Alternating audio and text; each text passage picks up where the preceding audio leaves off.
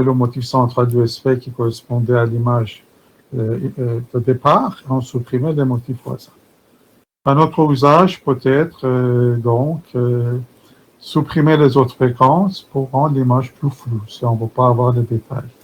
Ou même, comme je vous ai expliqué, on peut enlever le bruit là-dessus, avec filtre passe-bas. Alors, il existe des fonctions, fonction sync, qui est le filtre passe-bas idéal, on avait étudié. Après, on a des fonctions gaussiennes et Butterworth. On a vu que ce n'est pas très, très différent. Bon, c'est légèrement différent la forme, mais ici, c'est pour filtre gaussien. Ça correspond effectivement à la lobe centrale, donc le sync.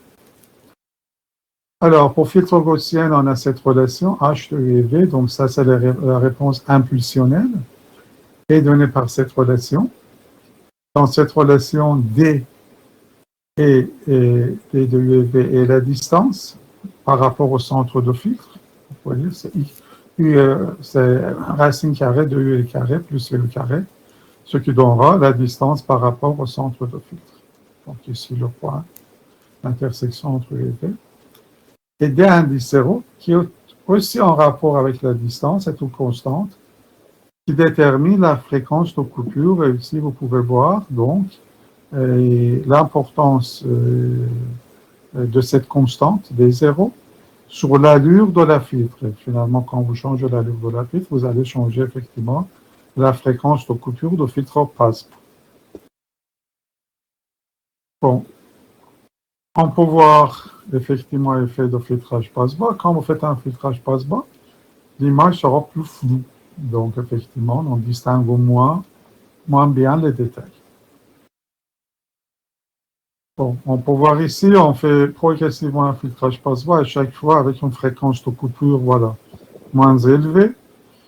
Donc, ça, c'est l'image initiale sans filtrage.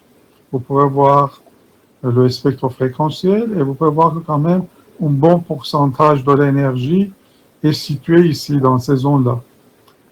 Alors, si on filtre, effectivement, l'image sera un peu floue, mais pas de façon très significative, parce que bon, l'énergie qui sont dans les autres fréquences, bon, ne sont pas très, très élevées. Pourtant, on voit très clairement que l'image a perdu, donc, des détails, et l'image est plus floue.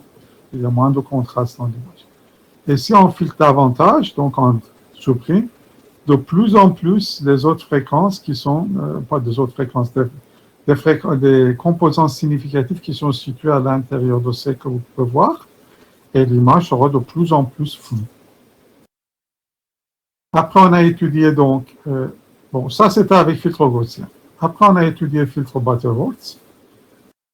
Donc, cette fois-ci, la réponse impulsionnelle de filtre est définie par cette relation. D de U et V, c'est comme avant, donc la distance par rapport au centre. D0 aussi, et donc une constante ici. Bon, ici c'est donné par une valeur de D0 donnée. Et par contre, la fréquence de coupure de filtre, cette fois-ci est déterminée par un entier N. Et vous pouvez voir, bon, le changement de la valeur de filtre en fonction de la valeur de N. Et on constate effectivement, on peut avoir donc un sommet de réponse impulsionnelle de plus en plus aplati en fonction donc de N. Si on augmente les valeurs de N, ici vous pouvez voir les variations entre 1 à 4, et voir effectivement on a différentes formes pour le filtre Butterworth. Mais bon, à nouveau, ce n'est pas tellement différent de gaussien et ce n'est pas tellement différent de la partie centrale, donc le 5. Bon, c'est ce qu'on avait vu la dernière fois. Y a-t-il des questions avant qu'on continue? Bon. Si vous n'avez pas de questions, merci de confirmer que la présentation est toujours visible. On voit toujours la présentation. Bon, on va continuer. Donc, après filtrage passe-bas, on peut voir filtrage passe-haut. C'est l'inverse de filtrage passe-bas. Cette fois-ci, on va supprimer les basses fréquences au lieu de supprimer les autres fréquences dans le cas de filtrage passe-bas. Donc, cette fois-ci, H qui est, rappelez-vous, fonction de transfert. On est dans le domaine fréquentiel pour le moment.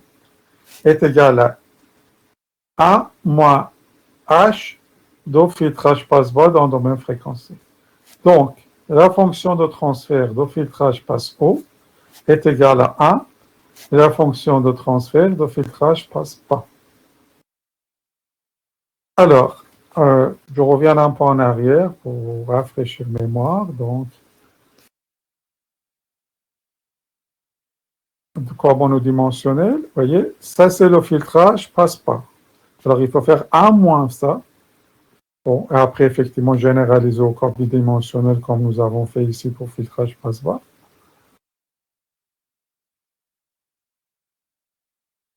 En faisant effectivement 1 moins H de filtrage passe-bas, c'est ce qu'on obtient. Donc, H de F cette fois-ci pour un filtrage passe-haut est égal à 0 si la valeur absolue de F est inférieure à la fréquence de coupure.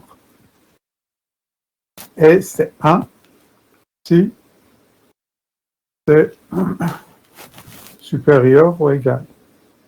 Donc, ça veut dire l'ensemble des basses fréquences entre 0 à plus FC sont supprimées.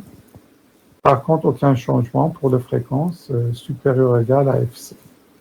Bon, effectivement, c'est le cas de filtrage passe-pas parce qu'on ne peut pas, en pratique, comme je vous avais déjà dit, produire un changement d'abrupt. C'est une forme donc arrondie et rapprochée.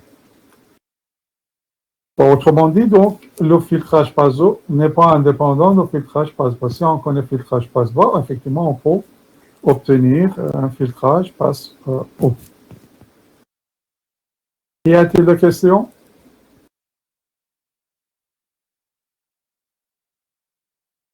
Bon, on va voir l'effet de filtrage passe-haut, qui est pour la suppression des basses fréquences. Alors ici, nous avons une image et nous avons le spectre fréquentiel. On fait un filtrage passe-pas. Donc vous voyez ici, dans la partie centrale, c'est devenu noir. On a enlevé toutes les composantes fréquentielles, basse fréquence, qui quand même ont une bonne partie de l'énergie. Regardez le curseur ici, c'est sans filtrage, et ici après filtrage. Par contre, pour les autres fréquences, pas de modification. Qu'est-ce qui se passe? On va faire apparaître les zones de transition, c'est-à-dire les contours de l'image. Donc, une façon de trouver les contours dans une image, ou les segments dans une image, dans le cas général les contours, et de faire un filtrage passe-haut. Le filtrage passe-haut, on vient comment on peut le faire? C'est un moins filtrage passe-bas dans le domaine fréquentiel et de façon similaire dans le domaine spatial, on peut le faire parce qu'à partir du moment qu'on a fonction transfert de filtre, il suffit de faire transformer Fourier inverse pour trouver la réponse impulsionnelle de filtre. Et nous, on utilise réponse impulsionnelle finie, donc quelques coefficients. Bon, y a-t-il des questions sur ce filtrage passe-haut? Bon, les filtres les plus utilisés sont évidemment filtre passe-bas et filtre passe-haut, mais dans certains cas, si on souhaite garder des fréquences intermédiaires, on peut aussi faire un filtrage passe-pente. Alors, cette fois-ci, on définit une zone de passage et après, pour les autres zones, pour les autres régions, les fréquences sont filtrées. Si on définit F1 et F2, les deux fréquences inférieures et supérieures, les fréquences de coupure de filtre. Dans ce cas-là, H de F est égal à 1 si la valeur absolue de F est entre F1 et F2. Bon, je vous rappelle que c'est juste des fréquences positives qui ont réalité physique, mais étant donné que transformer Fourier est un type symétrique, voilà, on a des fréquences négatives. Et H de F, fonction de transfert de filtre au passe-bande, est 0, sinon, c'est-à-dire dans l'intervalle de 0 à F1, ou après F2, le signal est filtré. Alors, sans regarder le support de cours que vous avez déjà, est-ce que vous pouvez me dire comment on peut obtenir cette fonction de transfert de filtre en fonction des filtres que nous avons vus auparavant, soit filtre passe-haut, soit filtre passe-pente. Réfléchissez juste quelques instants sans regarder, s'il vous plaît, le support de cours. Et après, si quelqu'un a une solution, qu'il propose.